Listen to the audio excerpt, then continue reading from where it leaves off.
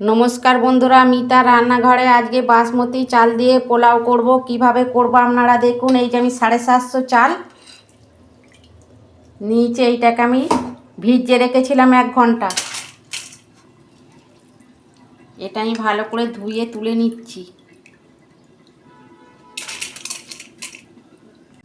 এই যে বন্ধুরা, আমি চালটা ধুয়ে সব তুলে নিয়েছি।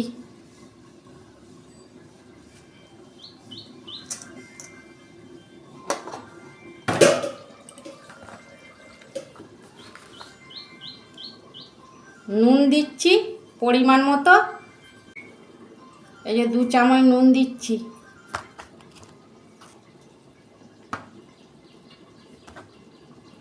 হলুদ দিচ্ছি 1 চামচ।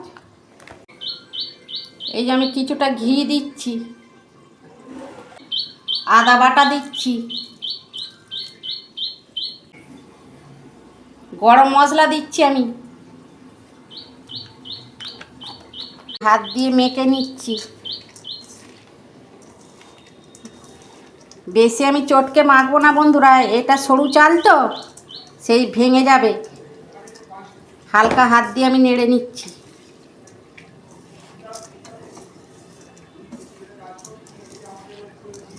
এই যে বন্ধুরা, আমি হালকা হাতে মেখে নিয়েছি। বন্ধুরা, আমি এই হাঁড়িটাই করবো তো পোলাওটা, সেই জন্য এই বড় হাঁড়িটা বসিয়েছি। 2টো তেজপাতা, দালচিনি, লবঙ্গ, এলাচ নিয়েছি। আর এই যে কাজু কিশমিশ নিয়েছি। ঘি দিচ্ছি আমি। ঘিয়ের ওপরে 2টো তেজপাতা, এই যে দালচিনি, লবঙ্গ, এলাচ দিচ্ছি। এই যে কাজু কিশমিশ দিয়ে দিচ্ছি।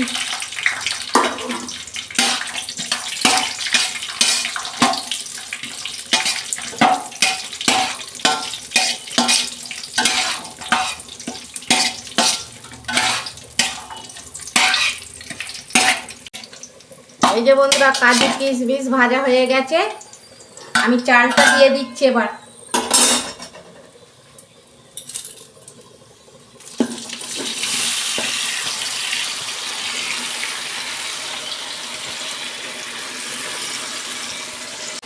বন্ধুরা, 2 মিনিট আমি চালটা একটু ভেজে নেব।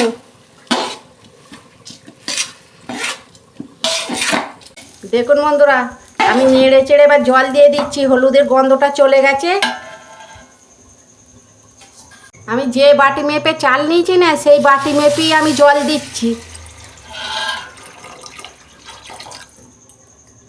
যতটা চাল তার ডবল জল দিচ্ছি আমি। এই যে 2 বাটি জল দিচ্ছি।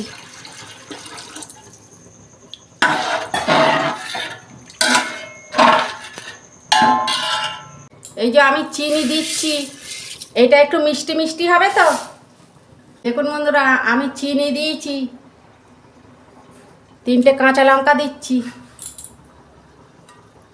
ঢাকা দিচ্ছি। দেখুন বন্ধুরা, ঢাকনাটা আমি খুলছি।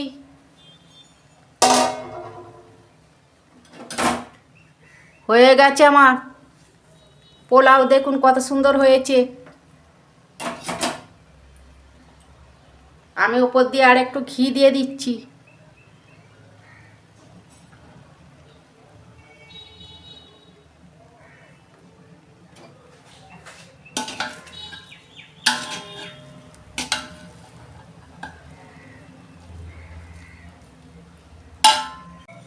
বন্ধুরা, পোলাওটা আপনারা এরকম দেখছেন তো, ঠান্ডা হলে পুরো ঝরঝরে হয়ে যাবে একদম।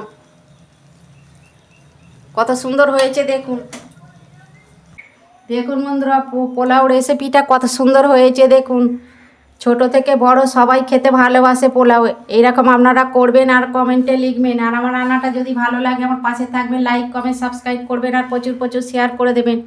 আমি নিত্য নতুন রান্না আপনাদের পাশে তুলে ধরবো। সবাই ভালো থাকবেন, সুস্থ থাকবেন। দেখা হচ্ছে পরের ভিডিওয়ে। ধন্যবাদ।